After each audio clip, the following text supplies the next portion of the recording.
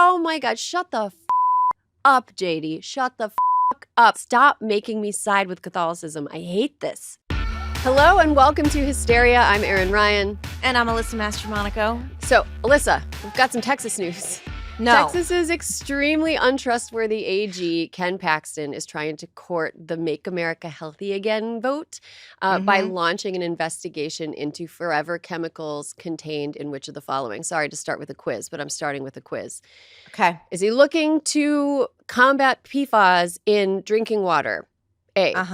B. Tampons and other menstrual products. C. Elementary school playground dirt. Or D. Yoga pants. This is a tough one. Is it yoga pants? Yes, it is yoga pants. He does not care about the water. He does not care about the soil or the tampons, just the yoga pants. He is going for the Fort Worth Pilates mom Stop vote. it. It is so funny because it's such a naked grasp for female votes when he is like famously a philanderer who like is getting divorced. Tampons and other menstrual products would be great to know that they're PFAS free. Right. I don't know if they have them in it, but he's not curious. He only cares about the Lululemon yoga pants specifically, but not the water. And people luckily in Texas. The drinking water was a trick though for me. Drinking water. I was like, wait, what is he really, if he's looking for PFAS in the water, like what's he really looking for? Right. You know what I mean? No, he's so sus. He's so sus, and he is in a contentious battle for the GOP nomination to run for Senate, as I hope he wins so that he can face someone who I think will defeat him on the Democratic side. But he is really making like an overt play for the Maha vote by being like the yoga pants. That's where we got to start. Ladies, I've got you. I'm cool. At the yoga pants. I'm cool and with it. I love ladies. Don't forget that I cheated on my wife and she left me. Forget that. She hated yoga pants, so it's fine.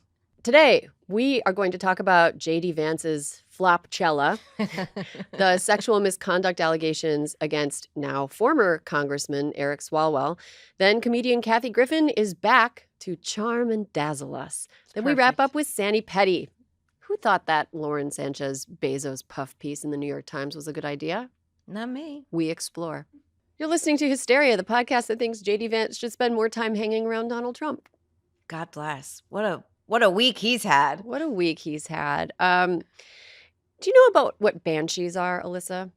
A banshee, yeah. My mom used to tell me not to laugh or cry like one. Right. Well, the banshees in Irish folklore are these scary female spirits that appear in the night outside of the home where death is going to fall the next day. And I feel like J.D. Vance is sort of America's banshee. He shows up, something dies. Or like the cat in the hospital, that if the cat showed up in your room, you had like 36 hours left. Don't insult that cat by comparing. No, that cat was giving people a gift, but the outcome's still the same. The death cat. JD Vance is a harbinger. He really is. He had a couple of face plants this week. Again. In a career of face planting, but these were two really big ones that happened kind of back to back. Yeah. He had a couple jobs to get done last week. Spoiler alert, didn't get them done. To the extent that I'm like, is he being given these jobs so that he can fail because he's being punished for something? Because it almost seems like he's being punished. So first he went to Hungary to support MAGA ally Viktor Orban. The whole Hungary visit was an embarrassment from his onstage call to Trump being sent to voicemail. Okay, Donald Trump, who picks up telephone calls from basically any reporter. From anybody, really? Any he reporter. Screens no one. Yeah, he does not screen his calls, but he probably saw it was JD and he was like, oh, I don't want to talk to fucking this guy. snooze. I don't want to talk to this guy. Spam likely.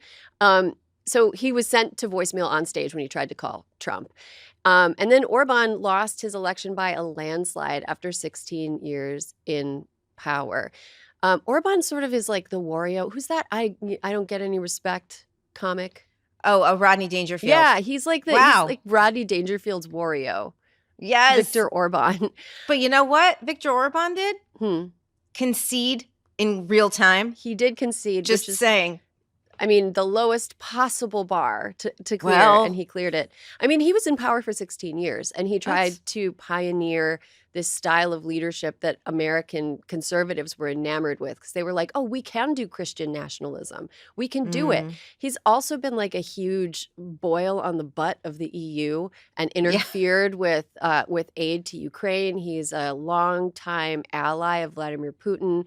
And while he was in power for those 16 years and doing all of the conservative CPAC dream, he was fulfilling all of those checklists, Hungary really sank in terms of, like, I saw some interesting numbers comparing Hungary to Romania and how Romania over the same time period has really improved the lives of people who are living in Romania. It's still, I don't know very much about Romania, so I don't want to like go over my skis here, but compared to Hungary, Romania is doing better. And it always used to be that Hungary was doing better than Romania, and Romania has like passed Hungary. So that's Do you want to hear a funny Viktor Orban story? Of course, yes. Okay. So when they had the chair for the EU, all of the European leaders would have to go to Hungary. And what would happen is the leaders would plan their trip, they would book a hotel.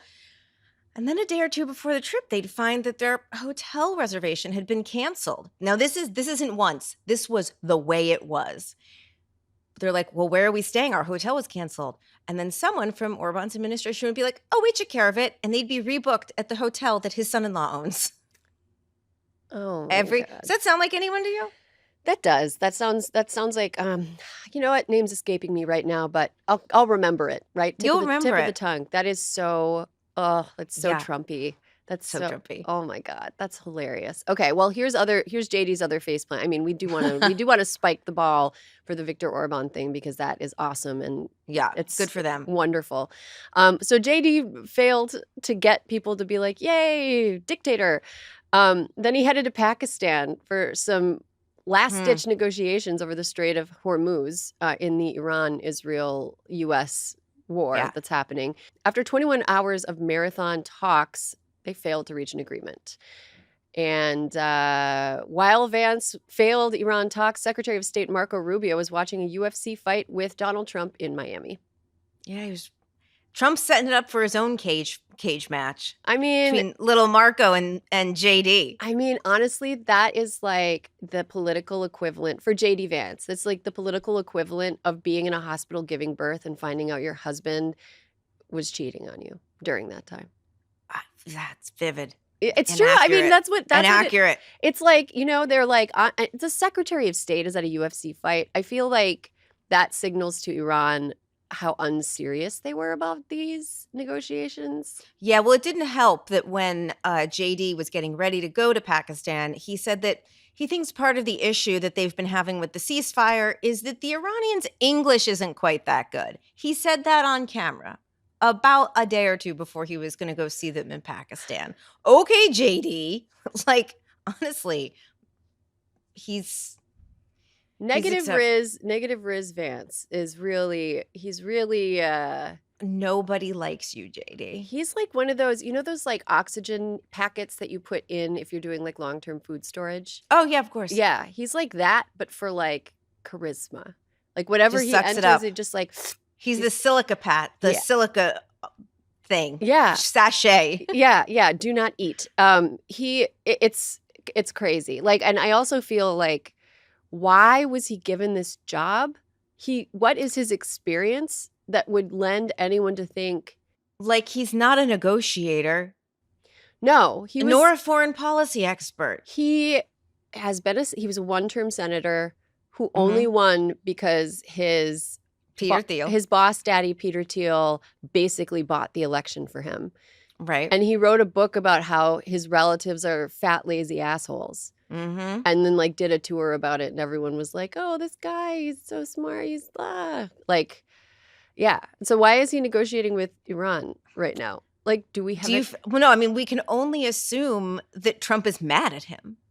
Like Trump, it is because here's the thing: if they had wanted to set this up, if the administration, if Donald Trump, if anyone had wanted to set this up for success, they could have as the administration pointed to several things before JD. These are preliminary talks. The Iran nuclear deal, which of course we hate, meaning the administration, not us, took 5 years in total to finalize that agreement. There are so many ways they could have set this up with like low stakes. But then JD, also not to his own credit, not to his own benefit, is like, well, we did 21 hours and then we pieced out. And then what he says is, because he didn't think, again, you may be seeing these people again, and it turns out he is.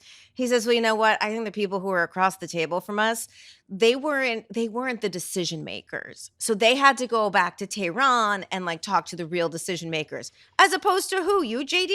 You said you called the president between 6 and 12 times. By the way, that's a weird chasm. You should know how many times you called the president. But you too had to go back. And the truth is the talks didn't fall apart. This is how negotiations work.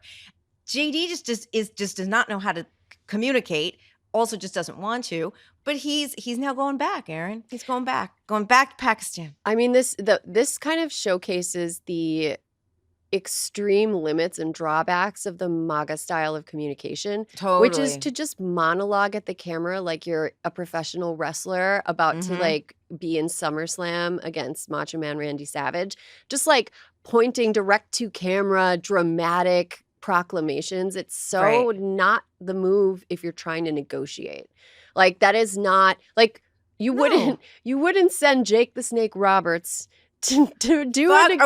Are we gonna get into Jim the Anvil Neidhart and Rowdy Piper? Because I was we clearly were both WWF fans. What about the $1 Million Man? What about the Ultimate Warrior? What about who was Andre the Giant, may he rest in peace. Yeah, Andre the Giant. Hulk Hogan, may he rest in piss.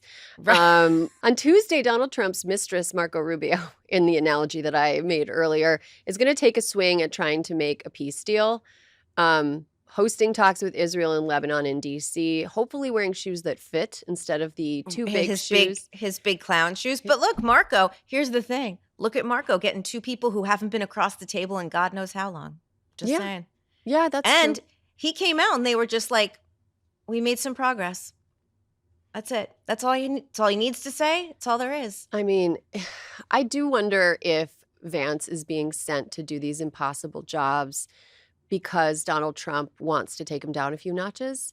Yeah. Because there have been some stories lately in the news that suspiciously make me think that JD Vance is trying to like seed himself as he's still anti-war, even though he's like not really doing anything. Right. There's been stories that are like JD Vance didn't like it, where it's kind of like clearly somebody on JD Vance's team or somebody who likes JD or Vance. JD Vance himself or Vance himself spoke to reporters. Right. And this war is deeply unpopular. And so therefore, by the law of like switcheroos, JD Vance is taking a more popular position than the president in news stories about it. And so I wonder if the president has been like, this guy needs to be taken down a peg or two. This is 100% JD getting smacked on the snout. I have no doubt. Yeah. I mean, this is also, interestingly, it really shows if my theory bears out and Vance has been given impossible jobs because Trump really wants him to fail in jobs that he couldn't succeed at. This really, really is a testament to just how big the bus is that Trump is throwing people under. Oh, yeah. Like anybody, it doesn't really matter who. Anything that makes him look good in the short term, he will do. No one is safe. No one is safe. As a cherry on top, JD Vance spoke at an event for TPUSA, which does not stand for Toilet Paper USA, in Georgia on Tuesday. And according to MS Now reporter Jake Traylor, the Atkins Ford Arena was less than 25% filled for the vice president. I couldn't get over this. There's also video. There's like video, and it is pathetic. I couldn't get over this. You would struggle to find another president or vice president who attended an event this anemic. Yeah, it's they couldn't even they didn't even shrink the room. Like either their RSVPs were which by the way would be really funny because all these events always have online RSVPs, so you know how large to build the site. So like TPUSA isn't idiots. You know, they've put on well-structured events before. And so either they just genuinely thought that he was going to have all of this affection from people, or maybe there were people who did the RSVP and flooded it and didn't show up, which would be funny too. Yeah, here's something that's important to remember in this age of dissolving reality. Bots can't attend rallies.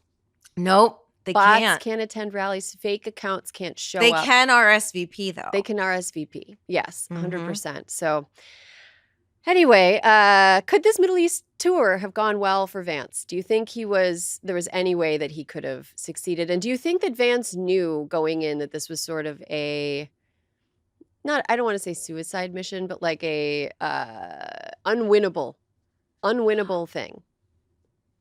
I can't tell if he's megalomaniac enough to think that he himself was going to have solved peace in the Middle East. But he definitely is smart enough to know that he could have set the expectations such that he did not fail. There are ways to go and say, this is a preliminary meeting. It's like a get to know you. We found agreement. This is the other thing that he didn't talk about. They did sort of have some points of agreement in the meeting. They're just two big ones that they don't agree on, which is all around nuclear. So it's I just think that he's a very bad communicator and deserves what he gets, because Trump aside, JD Vance was talking to the cameras the whole time. He was doing press conferences, speaking to reporters. He could have so easily set it up as this was a great first step. I mean, it was Iran sat across the table from America. That was a good first step. You could have sold that, but he just and then he's 21 hours. Guess we're out. Didn't get a deal, and that's have not happened it. to a bigger asshole. That's all I have to say. Totally. Well, wait. Did you see the one last JD thing that happened? I think this morning. No. Last night. Did he poop his pants? What No, else? He didn't poop his pants, but he told off the Pope.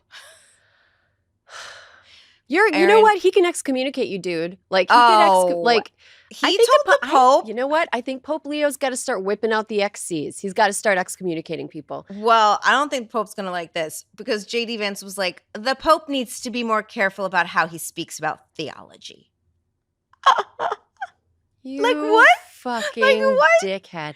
What? Dipshit. Do you know how? Hey, do you know how fucked up it is that I am go Catholicism in this moment?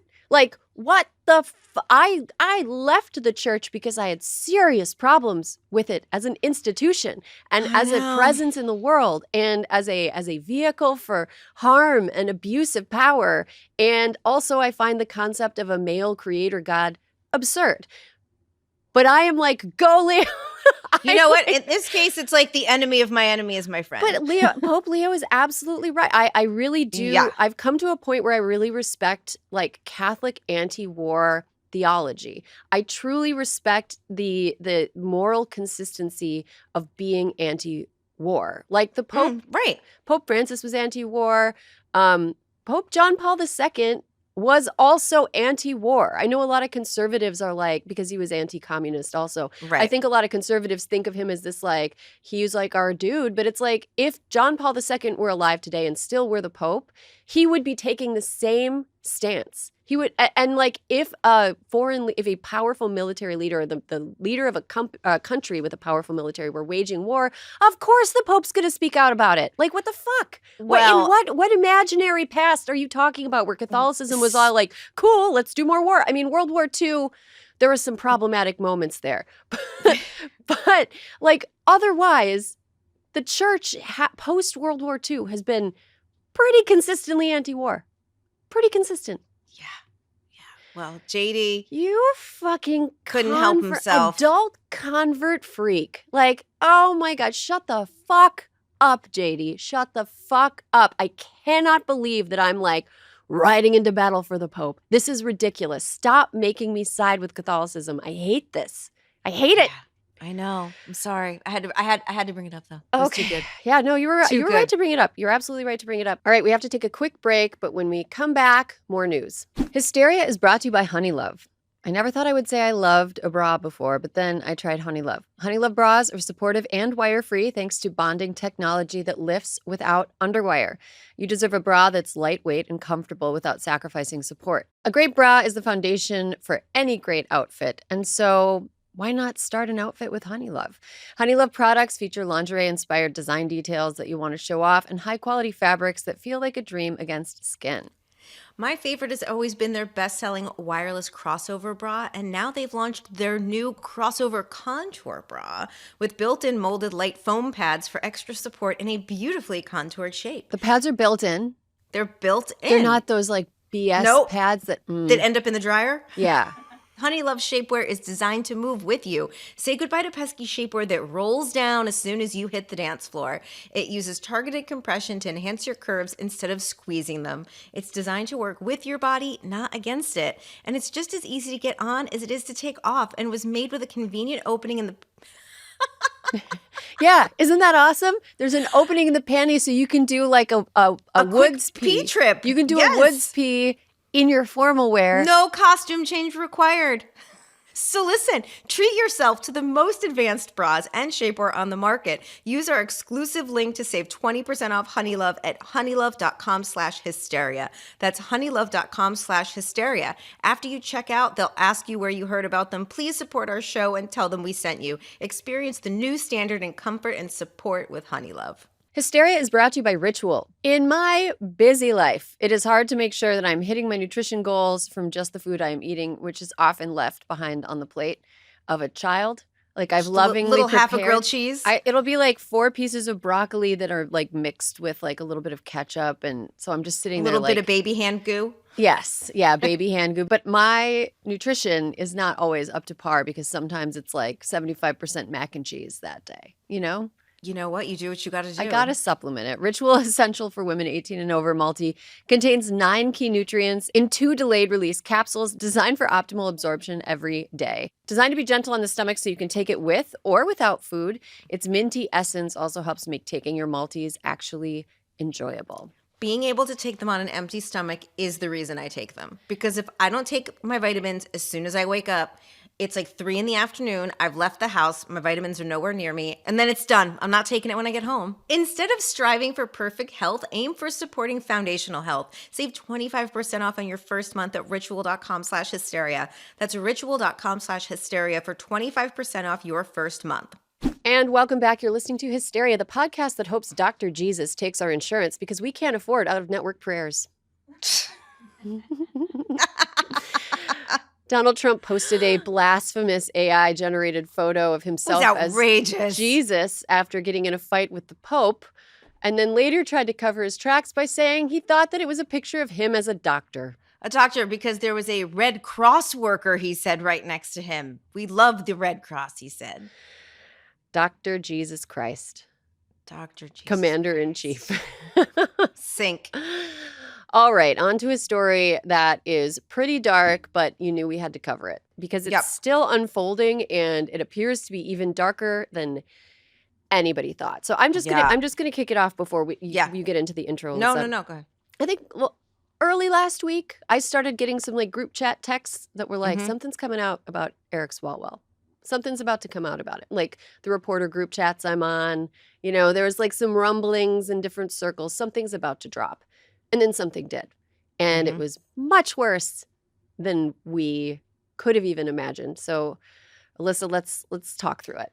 So, last Friday, the San Francisco Chronicle published sexual assault allegations against Democratic Congressman and California gubernatorial candidate Eric Swalwell from a woman who used to work for him. Then CNN reported on several other women who also accused him of sexual assault.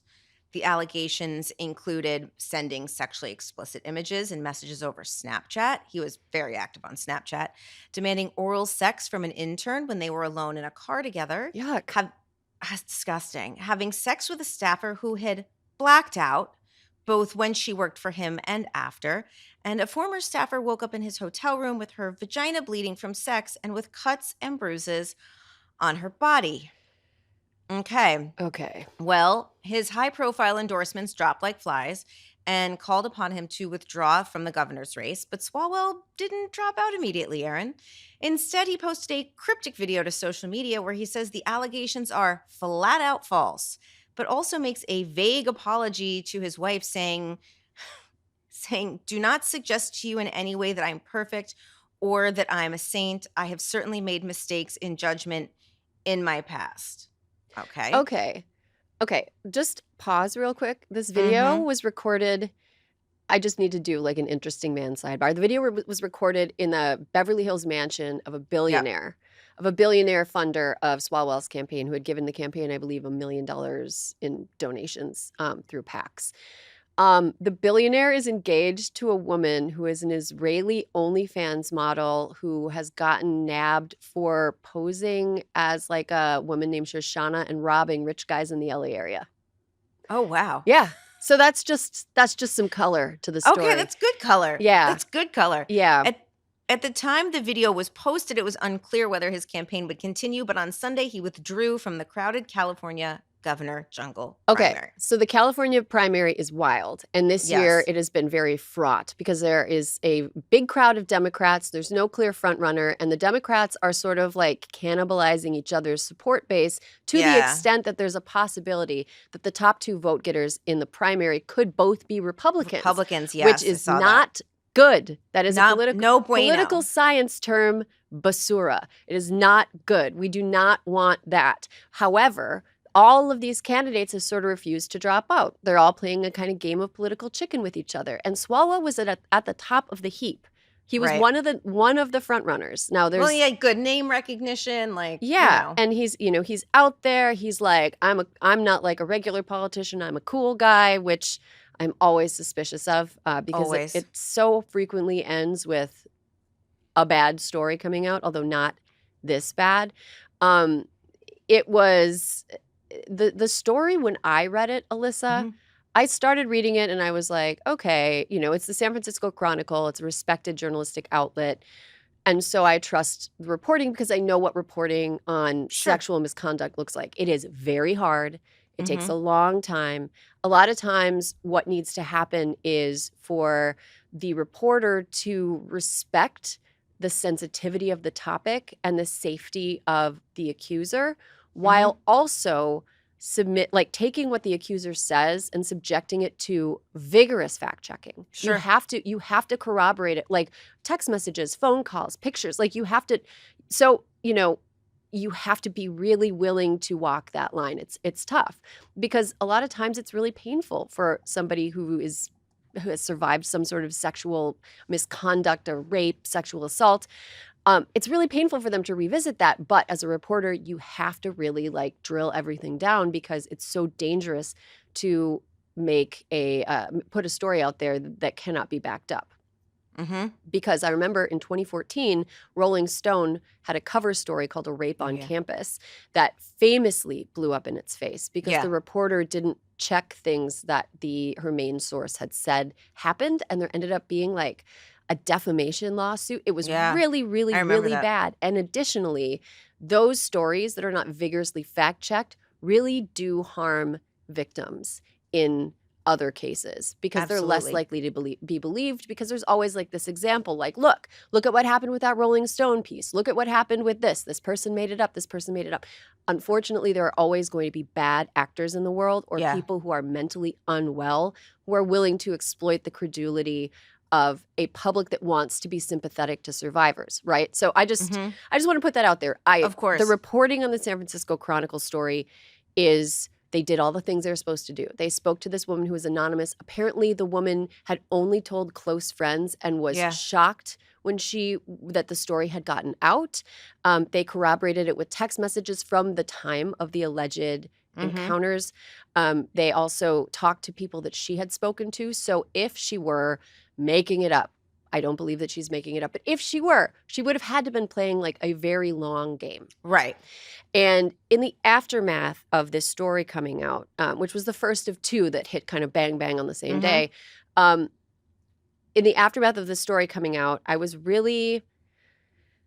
No, I was disappointed but not surprised in the language that the Swalwell camp was using to describe this. It was exactly the same thing, the same way that you saw like Harvey Weinstein talking about his victims. It was exactly the way you see like other people accused of being predators trying to discredit victims, and it is so rich coming from like an allegedly liberal, ally, cool, groovy guy to like question the fact that the woman had 2 separate encounters that she characterizes as rape separated by several years. They were like, she continued to talk to him. That means blah, blah, blah, blah, which is like, no. That anybody that knows the psychology of people who have been Right. through a sexually traumatic experience knows that there's something, it's really hard to wrap your head around the trauma. Sometimes women are in denial that it happened. Sometimes they want to repeat and defeat it. Sometimes they want to continue the relationship so that they can end things on their terms, or they can try something again and have it go the way they wanted it to. It is not uncommon for people to maintain relationships with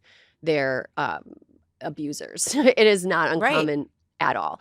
So anyway, I just wanted to put that out there, that it was like the reporting seemed sound. The attack seemed like it was from a playbook that would be comfortable from Donald Trump or from MAGA World or for any guy that was a kid. It's the same every single time. And it's just like, not all men, but always a man. All right. So then what happened? He's dropped out of the race for governor. Dropped out of the race. And now people have focused their sights on Congress.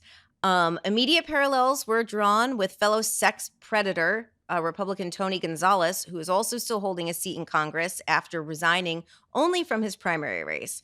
However, before any moves could be made to expel either disgraced congressman, they each independently released statements on Monday evening announcing their intentions to leave Congress, with Gonzalez very specifically saying he was filing his retirement plans. Okay, and Erin, I did a little deep dive. He just made the threshold for actually being eligible for retirement.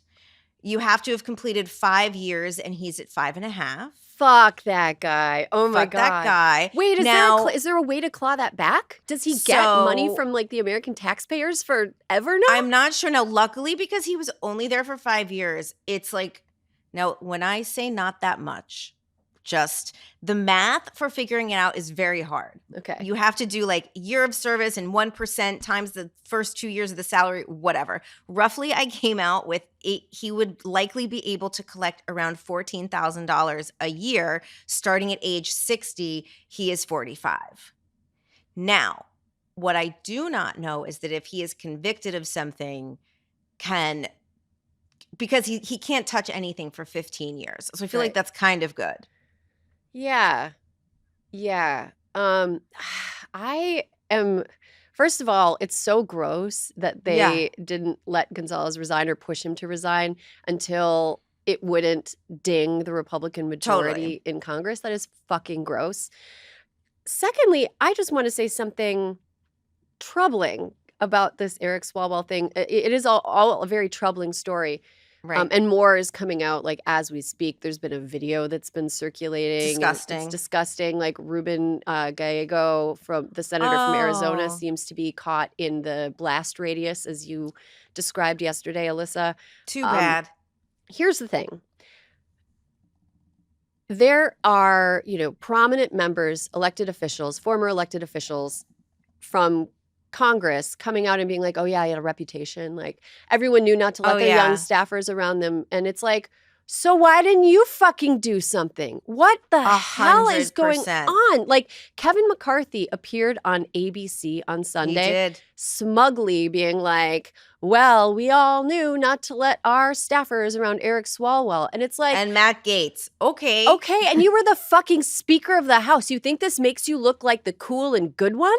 This makes you sound like a total pussy, Kevin. Like you were the Speaker of the House. And I wrote about this a little bit in my Substack. Yes, you did. But it's like it does not make you look good or in the know to be someone who was powerful enough to take whatever damage Swalwell could have dealt you and then have not done anything. Like warning your staffers. That's exactly it. Like Gaetz got kicked out. Like he's not here anymore. He's gone. Trump tried to make him the AG. No, I know. But the thing is, Kevin, is that it was such an open secret. You're a Republican. You fucking.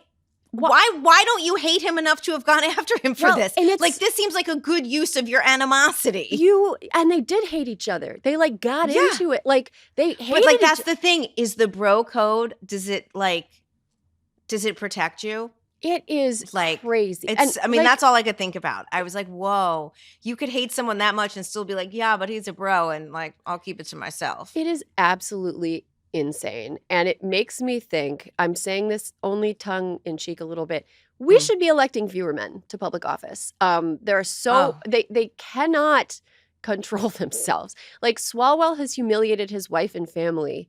Disgusting. He has put, like, the ballots are already going out in the California Yep. gubernatorial Yep. race. Like, in addition to the harm that he's caused, the women that he perved on or assaulted, allegedly, in addition to that, his name is printed on the ballots now. Right. Like, right. Ballots so, like, and in addition to that, while he was doing these things, like allegedly drugging people, allegedly assaulting people, like stepping out on his wife all the time, even if he didn't do anything legally wrong, even if he didn't assault anybody in his statement that's like, I've made mistake, even if that's true, you should not be running for governor with those secrets, man. Like, what are you doing? What are you doing? Not only that, he ran for president. He ran for president. Like what hubris, what a megalofucking-maniac that he did these things and thought so little of the people he did them to that it just, in his mind, it just wouldn't rank. It didn't matter. They didn't matter. This wasn't something he had to be worried about because what, women aren't real?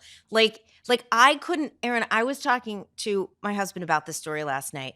And I was like, I remember a time 10 years ago, I used a bad word, and like a bad word you don't use anymore. And I still worry it will haunt me. Like, and honestly, it was not that bad a word. Audience, don't let your mind run wild. It was like a fairly mild bad word. But I still think I was like, oh my God, like that was terrible. You know when you've done bad stuff unless you are deranged. I mean, unless you're deranged or unless you have seen so many examples of a very specific type of misconduct being ignored and excused over and over again. And you're like, oh, it's not going to affect me.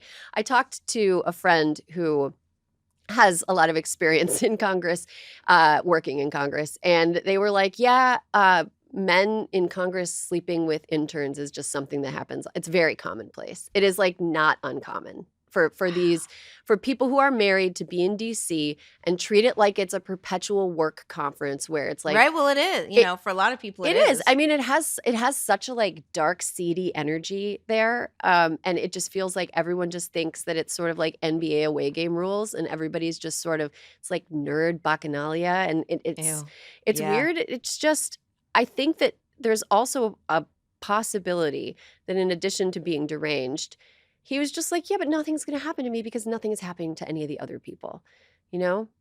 Yeah. I really think we need to do like an amnesty day. We need to do a day where we're like, okay, if you've done something morally wrong that would make you subject to blackmail, like in addition to, I'm not even finger wagging like, oh my God, these are against the rules of like morality. Like doing this sort of thing, like sleeping with women who aren't your wife, sleeping with interns, breaking the rules, like those are things that make you susceptible to being blackmailed. And that's, for sure, we don't want public officials to be doing that, you know, in addition to the fact that they're morally wrong. But we should have just an amnesty day where it's like, come here, turn in your resignation. No, we won't ask any more questions unless you get charged with a crime, then we will. But if you did something that was like bad but not criminal, we're not going to push it anymore. Just resign. Yeah. Go about your day. But if you hang on for one day longer than this day, you are going to get the full brunt of. That's it. That's it. I feel like we need to do that with MAGA too. We need to have a MAGA amnesty day where people come and like sign a pledge and they're like, never again. I'm so sorry. Like, I made a mistake. I'm sorry. Right. But then after that, but then after that, no way, man. Alyssa, did you see behavior like this when you were in DC? I know that like the Obama White House was like famously not like wild. No, we were not wild. But did you hear about it from like people on the Hill? Like, did you hear about? No, well, I heard when I was an intern. You know, and it was funny because I was an intern in Burlington for the first year and then in Bernie's DC office the next year. And I was like, I never want to come back to DC. This is terrible. But it felt too familiar. Like happy hours, you'd see a couple members of Congress. They were always sort of the younger members. It felt too familiar, but I personally never heard of like people. I honestly, I honestly think social media has made this problem a lot worse. Yeah, let's talk a little bit about social media, though. You know, Because a lot of his communications, it seems, happen through Snapchat and DMs. yeah, he did follow me on the socials, which is funny. I But know, I saw I think that. I'm too old for him. Um, AKA I'm age appropriate. Yeah, let's talk about social media because on one hand, it gave him this path toward easily reaching people and making his Yep. communications with them that were like harassing, which he must have Yep. known were wrong. Otherwise, he wouldn't have done them on Snapchat. And make them disappear. Yeah, Right. exactly. He was able to communicate with people more efficiently and cover his tracks more efficiently in some ways. But in other ways, social media sort of Took him down. enabled aspects of this. I know that social Mhm. media was not part of the San Francisco Chronicle story. I listened to an Right. interview with the people who worked on that, and they were just like, "Oh yeah, we just heard rumors and we chased them in DC." But on social media, what happened was there was a woman named Mrs. Frazzled Mhm. who is an education policy influencer who was doing an interview with him a few months back. Yep. And she posted a picture of him in the studio and she got a bunch of messages from people who were like, "Girl, don't be around that Beware. guy. Beware." And then she started putting the pieces together and started kind of spreading the word on social media. And the abuse that she got was crazy. Like she was accused of being an operative, like she was accused of making things up. People were just like rallying around Eric Swalwell. And eventually she was able to sort of gather this group of people who Mhm. all had bad experiences with him. And so in that way, social media allowed people It was. to find One each other. one thing that he did that is worth mentioning, which I found absolutely repugnant, is that he sent, once names of victims became public, he sent cease and desist letters to them, like at 2 in the morning via text. Like, I mean, it was just, okay, Harvey. Like, it's, if you think that makes you look less guilty, you are wrong. I am sort of, at first I was like, wow, this sounds like this guy is a sort of sadly common type of person who thinks that because they have the right politics, they couldn't possibly do Mhm. abusive behavior, which is, I've got to say, not uncommon in liberal and progressive spaces. Men who think that they couldn't possibly be abusers because they vote for the right people or they support the right, they use the right Right. hashtags. So that was my first thought, was like, oh, this is gross. This guy, like, date rape, whatever. But then the more that came out, I'm starting to kind of get a picture of this person as like a pathological predator. Absolutely. There's something that feels very dark and scary about him. Yes. Um, And that if you listen to what the victims reported, like he was entitled. Oh yeah, Like this was like, I'm Eric Swalwell.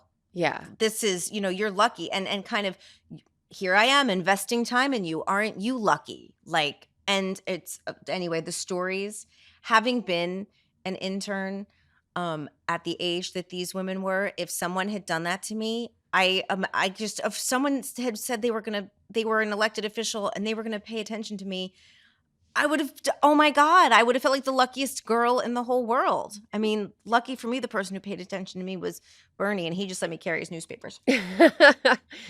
I am so Fuck this guy. Yeah, fuck this guy. I am so over.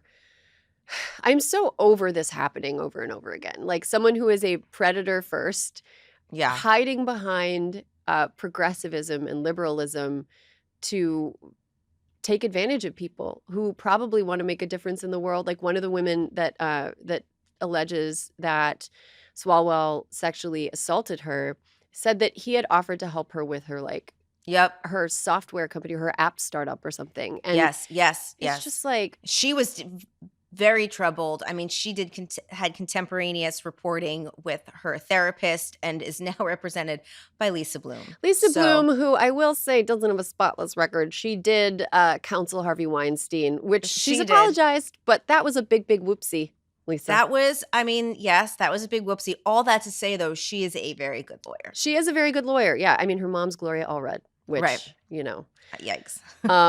That Thanksgiving table. I mean, I don't want to get in an argument with either of those ladies. No, thank you.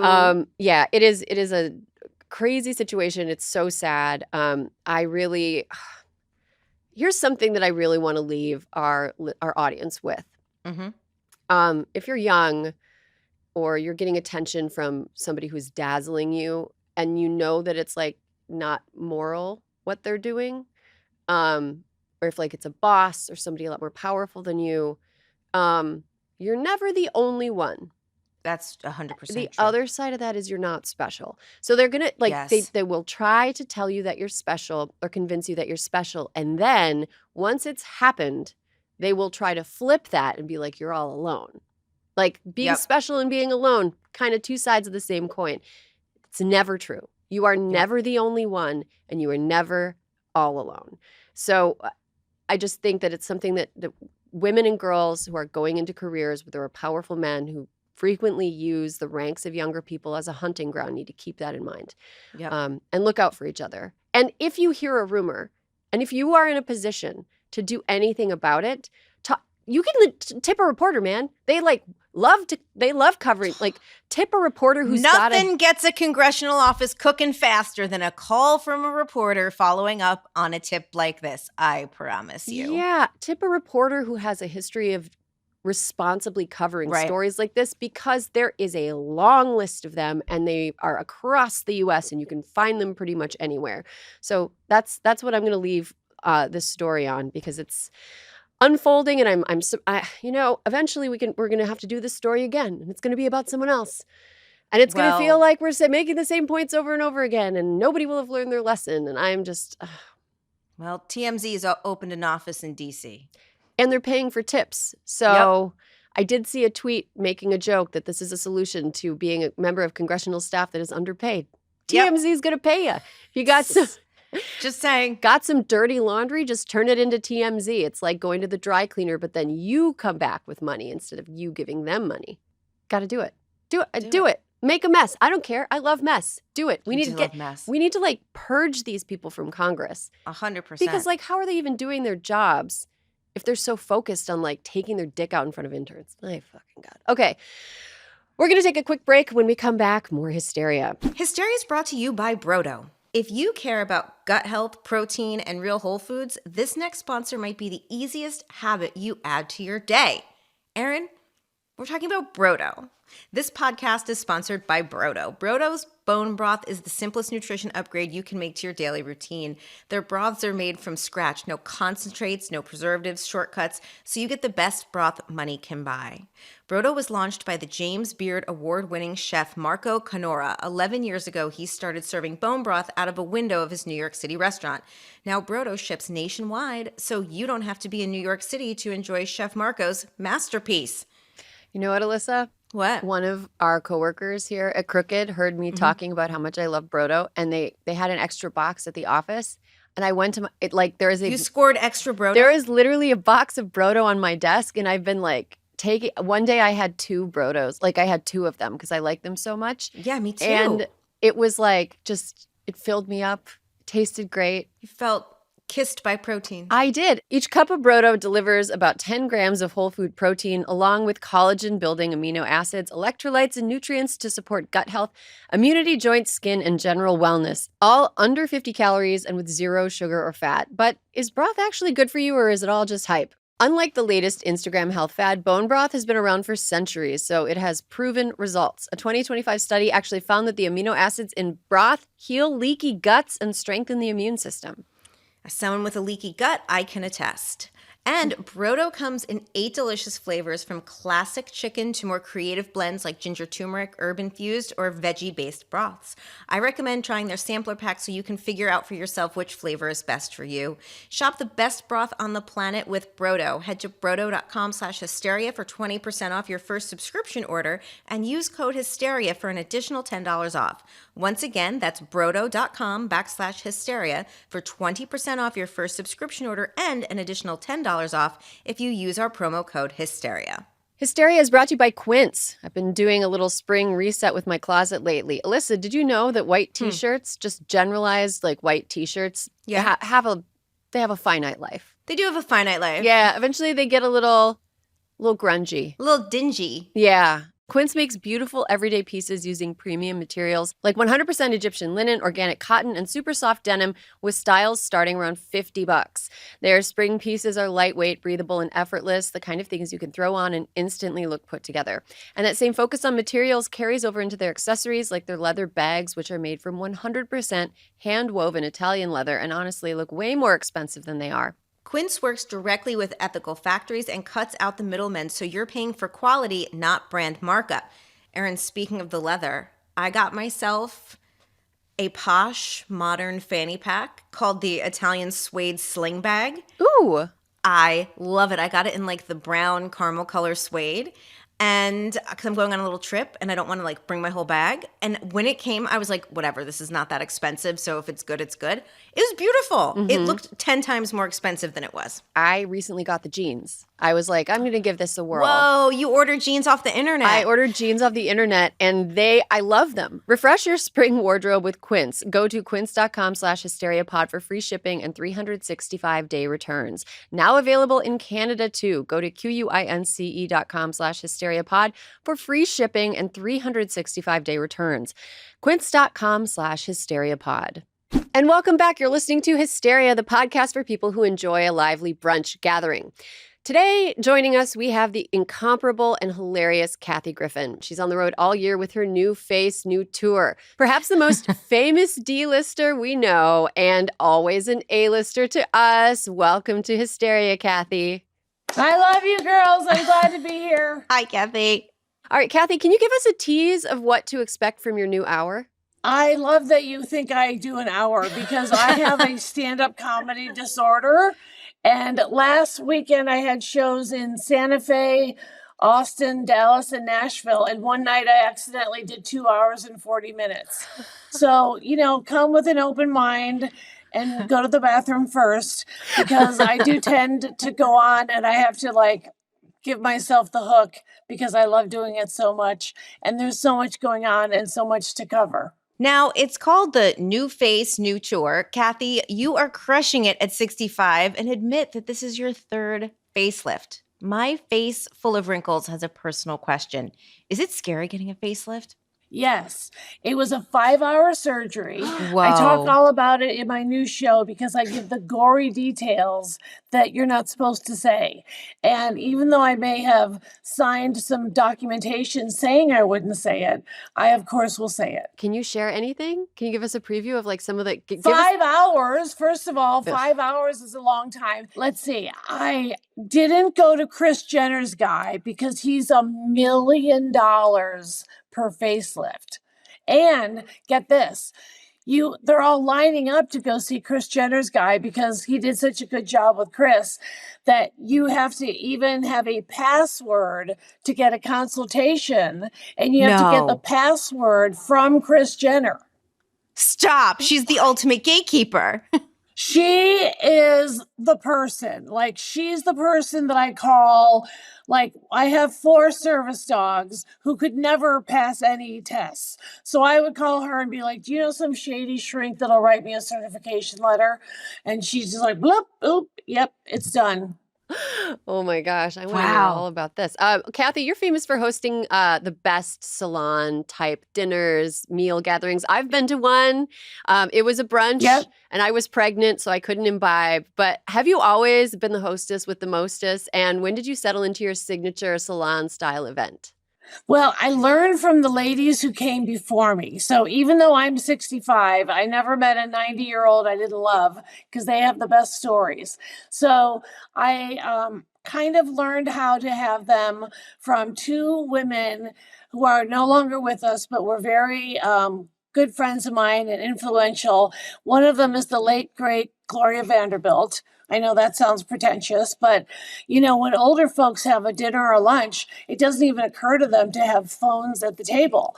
So the number one rule of the salon party, because you can have one with a pizza and 3 people. I mean, mine are bougie with place cards, but that's just because I want a bunch of comedians to wait their turn to speak. But having the experience of just getting people together, I limit it to 12, but you can do any size, but only one person is allowed to speak at a time. And I know that sounds weird, but we are used to cross talking over each other. And when you just stop and listen to each and every person, and I cast the table, like I put the introverts next to the extroverts and try to put people together that wouldn't normally meet. And when you force everybody to be quiet and just listen to one person at a time, you feel like you really get to know them. Okay. So, Kathy, what do people get wrong when hosting a dinner party? What's like the worst party you've been to? Oh gosh, I've been to so many and had so many. But I used to have these giant keggers like in the 90s when I was on this TV show. And I would have like 400 comics in my house every weekend because I was the first one to get a house out of our kind of group. And always loved hosting people. I have had wild stories like many years ago. I was having one of these ragers, and Andy Dick arrived with Marilyn Manson. And then I went upstairs to put a coat away or something, and I saw who's now my dear friend Natasha Lyonne and her then boyfriend Edward Furlong from the Terminator, and they were stealing my shoes. So I had to kick them out, and it was so embarrassing because they were all totally fucked up. And so I went around to all the guy comics at the party, and I was like, hey, can one of you guys help me out? I got to ask them to leave. And they're like drunk, and it's kind of, I caught Natasha trying to steal some shoes, but I can tell she's just messed up for the moment. And then every single guy comic said no. Every one of them that was like, what do you need, Kath? We'll go talk to him, was like, it's probably better if you do it. So I had to kick him out. I really want like an entire podcast that's just Kathy's kegger stories. And all you do is tell stories about things that happened at your keggers. I've never had a drink in my life. So I had to learn like how to have one delivered to the house and how to tap it or whatever. But, I just didn't know any better. And so I probably served like Doritos and chips, maybe dip. And then, everybody would be there from Bob Odenkirk and David Cross to, I don't know, Jared Harris, or just a unique group of people. But I also look forward to the after party. So I suggest if you're going to have a party, you should try to mentally schedule an after party where a smaller group sits around and talks shit about everyone that was at the party. And judges them unfairly. Love that. Okay, so speaking of shit talking, we love a little competition here on Hysteria, so we wanted to get your take on some ongoing beefs that are happening in the news. So in the following fights, Kathy, who do you think ultimately comes out on top and show your work? Okay, first matchup is JD Vance versus Success. I think he's destined to faceplant because he tries so hard to not be what he is, which is just a liar and a nerd, but not in a charming way. And he's doing that. I'm smart, but I'm going to dumb myself down, but I'm still being judgmental. And, he's a dishonest actor. I mean, I read that book. I bought it. I thought the whole story was true. And now he's a couch fucker. So, this is what we're dealing with. Okay, so Success takes that round. Okay, next matchup is Melania Trump versus the Epstein files. Do you think that Melania outruns whatever it is that's in there about her? Or do you think the Epstein files eventually come out on top? I don't think even she can outrun them with her very long legs, but she knows that there is probably some culpability on her part. And that's why she had that awkward press conference where she asked us all to stop dragging her name through the mud. And, that's just comedy gold because every time she makes any kind of a statement or opens her mouth, she just comes off like a Ava Braun, like a racist, paranoid person who was probably looking at the comment section too much instead of being first lady.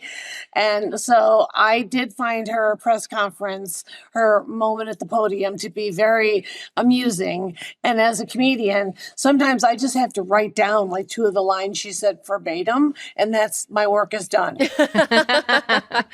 All right, how about this one? This is a real tough one. Straight white guys versus consequences. Oh man, straight white guys are just going to keep winning. It is so bad, girls. It is getting worse. I mean, these guys aren't just flirting in the workplace in a way that's uncomfortable. And these guys are drugging and raping women and girls. And obviously we're going to talk about Swalwell because I did not know there was a whisper campaign. You know, I don't live in DC, but I thought he was a good congressman and he was on committees. And that's kind of all I thought about it. And now to find out he's like Bill Cosby level, like a alleged serial rapist, which is very different from one time somebody got too drunk named Eric. And what I don't know yet is it so much white entitlement that he doesn't even think they were rapes? Like, does he actually think, oh, they were just flirting back? Or does he have so much white entitlement that he's going, I know I did it, but I got away with it and I will continue to? Both of which are shocking. Mm-hmm. All right, straight white guys take that one again, unfortunately. Okay, how about one more? And I've had it with them, by the way. Yeah. I've had it with the straight white guys. This is a terrible time for them. They should get their shit together. They're getting worse every day. What do you think it would take to get them to get their shit together? We got to beat them up. You know, it's time for violence. We got to just, you know, like how you can punch a Nazi? We got to start just punching these straight white guys in the face because, you know, they don't take nuance. Mm-hmm. So I don't promote violence except when I do. And so some of the stuff that these guys are saying online and when they come into your DMs and put all their weird mommy issues on you or whatever. And they're so violent. And so many of them are not kidding about the trad wife stuff and that way of thinking. And just as someone who's 65 and has been marching since I was a little kid, I'm not going to say I thought we were done with this issue, but I didn't think I would see it get worse in my lifetime. All right. Another one. Truth versus AI. Who wins? AI is going to kick our ass. We all know it. It's a matter of time. I don't know what's AI anymore. I thought that Trump picture where he was Jesus was AI. And then I thought, well, part of it might be real, but then there's a doctor in the background. Like, you know, and that's where we are. And so even when I look for my independent journalism, I am not always sure what to believe. Like, is ABC News still legit? I don't know. CBS News is not, in my opinion, at all. I trust the BBC, but I have European friends who don't. I love Democracy Now! In fact, I'm going to interview Amy Goodman later on tonight at a screening of her new documentary. And I think she's a real hero and walks the walk. And, you know, then I'm trying to keep up with people online and I don't know who has secondaries or tertiaries.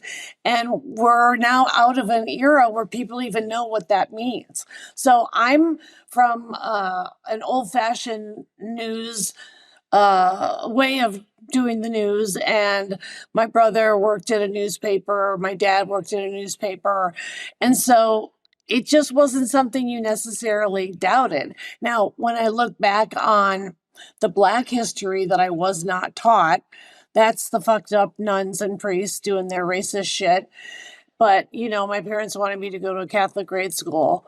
So I did waste my time and money there. All right. So the truth, unfortunately, is defeated by AI, Kathy says. Oh, okay. Truth is over. It's truth over. Is over. Forget it. Post-truth. Dr. Jesus is real. I have one more for you. Blonde versus red hair.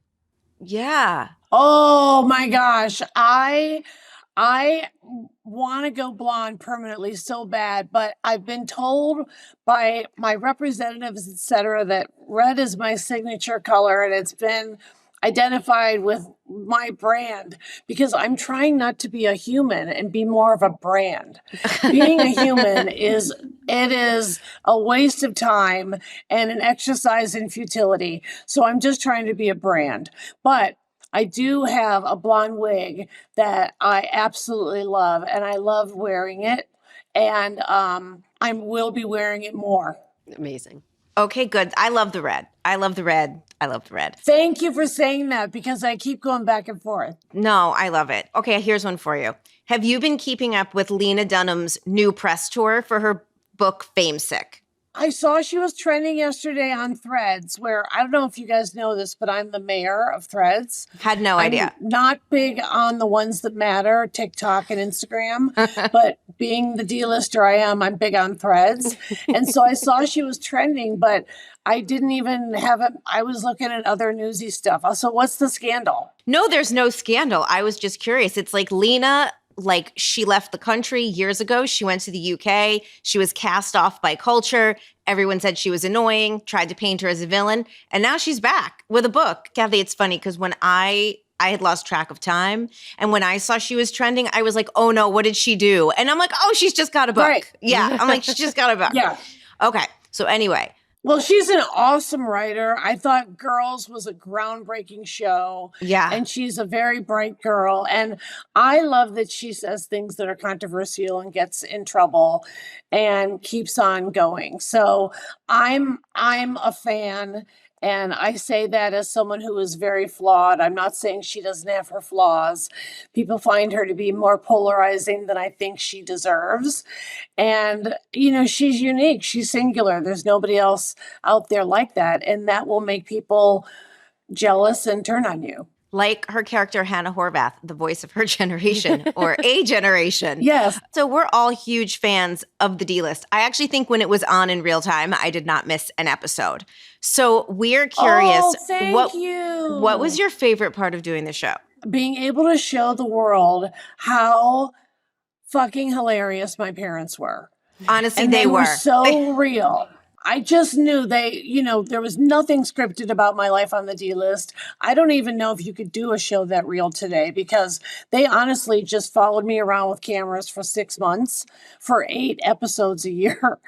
And yet my parents just were naturals. My dad was comedian-like funny where he could flick a switch and turn it on and off. And my mom didn't know why she was funny. So she was always being funny. And they were drunk most of the time, which is a huge help. I was going to say your parents gave my parents the permission structure on what a proper pour is. Oh, a proper pour is full. Yes, and to the I top. would be at many a restaurant where if my dad did not get a proper pour, he would then say, "First day?" Oh my Dad. gosh. I love when comedians include their parents. Like Maria Bamford did that comedy special where she was just in front of her parents, which, by the way, she lives in my neighborhood. And I see her all the time. And it's so weird because I kind of want to approach her and be like, you're my favorite. I love this stuff you Tell her don't she hear. is so sweet and she's so legit. And she also is really singular. There's nobody else like her. Yeah. I mean, and so is our present company. Yeah. So, Kathy, to quote The Comeback, the show on HBO, women of a certain age in comedy are really having a moment in Hollywood. Obviously, The Comeback, Jean Smart on Hacks, Grace and Frankie. You know, in our humble opinion, you're hands down the funniest person to ever be on television. Do you feel responsible for paving the way for this moment that women of a certain age are having? I don't know, but it's why I keep doing it. You know, I mean, sure, I could stop or I could say I could age myself out of my own industry, but I really do love it so much. It gives me so much life to do stand-up and constantly be writing new stuff and working on new stuff. I will say that I was very flattered because when the Comeback came out, you know, I think Valerie Cherish is maybe influenced by me. And so I read an interview with my good friend Lisa Kudrow and the showrunner Michael Patrick King. And they asked, and they said, is this based on Kathy Griffin? And they were both kind enough to say, yeah, there are elements of Kathy, and we both go way back with her. And when I watch Hacks, I see my dear departed friend Joan Rivers. So I don't think there's any secret that that's the inspiration for Hacks. And I love it because, Joan did not get the respect she deserved when she was alive. Yes, she had a ton of work and comebacks, and she was an international star until the day she died, which she deserved. But she had a lot of peaks and valleys that the guys just did not have to go through at all. And a lot of people don't know that she was the nicest, sweetest, smartest, most well-read, kindest, most generous person you'd ever meet. And it would always make me mad if a straight white guy would be trying to convince me that she was mean instead of funny. And I'd be like, you're not going to find a nicer person. But that same guy would then worship Rickles. And Rickles and Joan were very similar. And they kind of came from the same school. Don also was the sweetest guy you'd ever want to meet. And the two of them were friends. But it always bothered me that she was seen as mean and Don was seen as funny. Well, Kathy, I have one final question for you. What's your favorite comedy town? What's your favorite place to do a show? Do you have a favorite place? Oh my gosh, you guys, believe it or not, a lot of it can depend on the venue. So probably my favorite venue that I have played is a tie between the Sydney Opera House and Carnegie Hall. And I saw you at Carnegie Hall. I saw you at Carnegie Hall. I played there 5 times, and I broke the record for the most times that a single female comedian has played Carnegie. And so I'm very proud of whenever I can set a little record so the younger girls see it and go, oh, okay, it's doable. But Carnegie is so magical, you barely even need a microphone. And I did a show in Nashville at their Symphony Hall on Sunday night. And it was just like Carnegie. And I've also played Boston Symphony Hall. And believe it or not, those kind of venues go really well with the kind of stand-up I do, which is more story-oriented than just one-liners. And people show up, and the gays are dressed up, and women are having a girls' night. And there's usually about 7 straight guys that were dragged there against their will. But they show up in a way that is more theatrical, and it's just a dream. So, I don't have the biggest audience in the world. I'll never be Chappelle or Rock, but I am so lucky to have people that come to see me. Sometimes they'll say, somebody had a sign and they said, this is my 30th time seeing you. I haven't seen anybody 30 times. But it means so much because I really pride myself on changing my material more than anybody I know, actually. And so I like to challenge myself to do stuff like I'll do, if there's a month that has 5 Tuesdays or 5 Wednesdays, I'll pick it and I'll go to one venue and I'll do a new hour every Tuesday. So it's almost like a serial. So you can come on night 1 and never come back, or you can come on night 1 and then end up seeing all 5 shows. So I'll do stuff like that after this tour to mix it up. Well, Kathy, Awesome. You are as outspoken and hilarious as ever. Where can our audience go to see you live? Or where can they find out more about your tour? Go to kathygriffin.com for tickets. I'm coming to your town. I'm going to the real America. I'm not afraid to go to Trump country. And, just come with a friend or come alone. I have a lot of people come alone, and I say, get each other's phone number, because I think the resistance is going to happen IRL. I don't think it's going to happen on social media. And so I encourage everyone at my shows to get each other's phone numbers. And then at the beginning of every show, I have the audience take out their cameras and we chant "fuck ICE" 5 times. I love And then that. I want one of those tapes to go viral, and because it would drive Trump crazy. Well, hey, listen, audience, you heard it here. Help it go viral. Drive Trump crazy. Yes. Kathy Griffin, thank you so much for joining us. Thank you you, were such Kathy. a delight, and we love you. I love you guys. You're so smart and fun. All right. We'll be right back. Hysteria is brought to you by Hexclad. Okay, Alyssa. What? I am like forever on the hunt for pans. Like we cook a lot in our house. I'm sure. My husband loves to cook. I love to cook. Recently, we received in the mail 3 gorgeous hex-clad pans. 1 little saucepan and Okay. 2 like skillets. Perfect. And they're amazing. I browned some pork in one. And I was like, okay, well, this is going to be this is tough because this is like marinated pork. There's going to be stuff all over it. Nuh-uh. Cleaned up so nice. It was so Really? like, first of all, the quality of the sear was great. Secondly, cleaning it was a breeze. And I love how these pans look. I know that that's not like whatever looks are secondary to function, but Well- like the form is just But I chef's keep my kiss. pans on my stove sometimes. Absolutely. I You don't want know? to put those away. There's a lot I of don't want to put it back in the drawer. No, you need pans you can keep on your stove. Spring is a perfect time to finally toss those scratched, peeling, mismatched pans you've been hanging on to for way too long. Those things are actually also not good for you. You shouldn't have No. scratched pans, especially if they're nonstick. Hexclad combines the performance of stainless steel with the convenience of nonstick, so you don't have to choose. You get incredible heat control, proper sear, and easy cleanup every time. No more food sticking, burning, or scrubbing forever after dinner. Most cookware makes you compromise. You get nonstick wears out fast and scratches easily. Stainless steel performs beautifully, but it's going to sit in the sink while you soak it for 3 days to get everything off the bottom.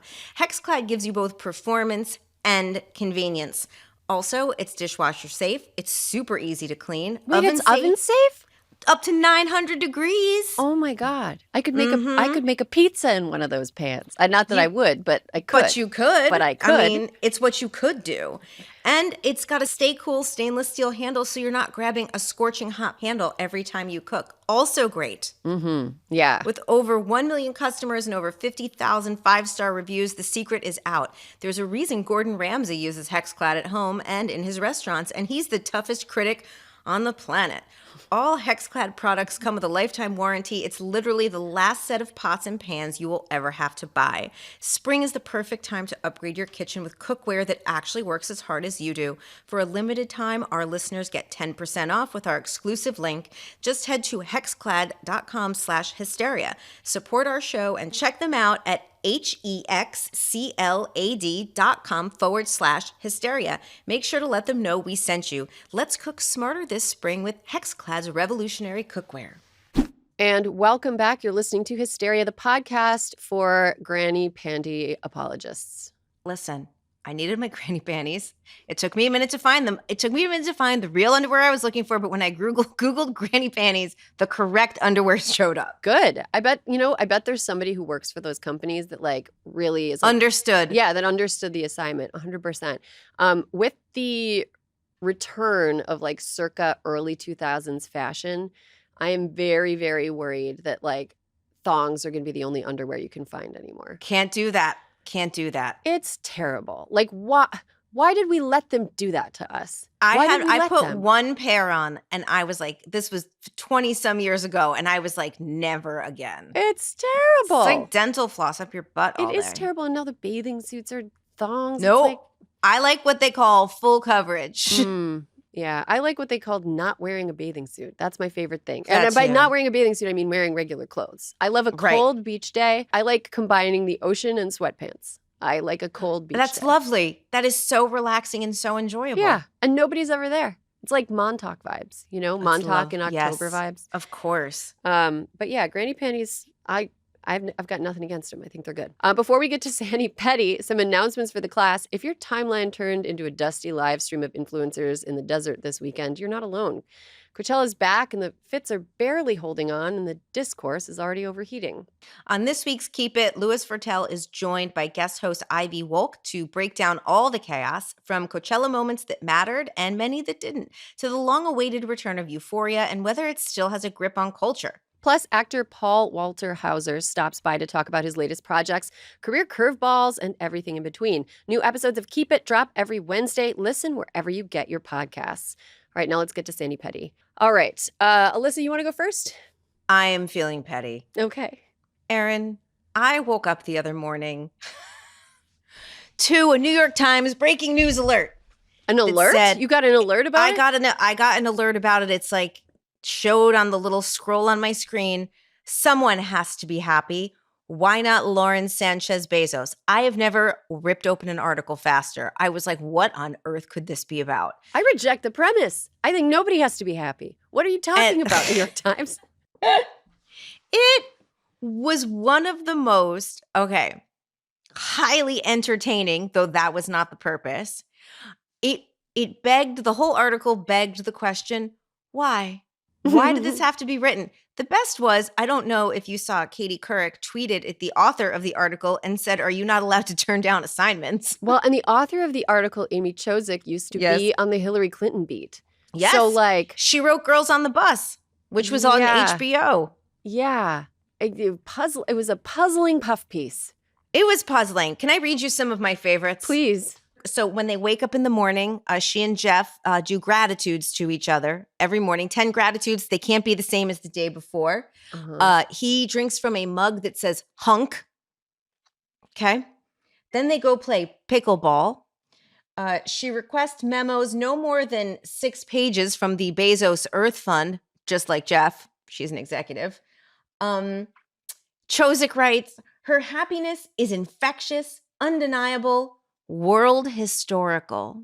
Okay. What a monstrous woman. Monstrous. She is a modern day Brentwood Country Mart Babe Paley. Babe Paley, or the ghost of Babe Paley, would like a word. Babe Paley was named the second best dressed woman in the world in 1941 by Time magazine. Lauren Sanchez ain't Babe Paley. She's not even, oh my God. I've never seen her wear an outfit and been like, that doesn't look trashy. Here's the thing about being rich. You know my favorite kind of rich person? The quiet ones. Mm-hmm. Be rich and quiet. Do your thing. Lauren Sanchez, this article to me was like, this girl has no close friends. There is no way anyone could have thought that this was a good idea. She's got no class, Alyssa. She's got no class. She is a garish cartoon of excess. And like reading the article was like, oh, this bitch doesn't work. She doesn't have to work. All she does is like wait for the exploitation of like millions of people to bubble up and like fizz her champagne. She's so gross. So good. She's so gross to me.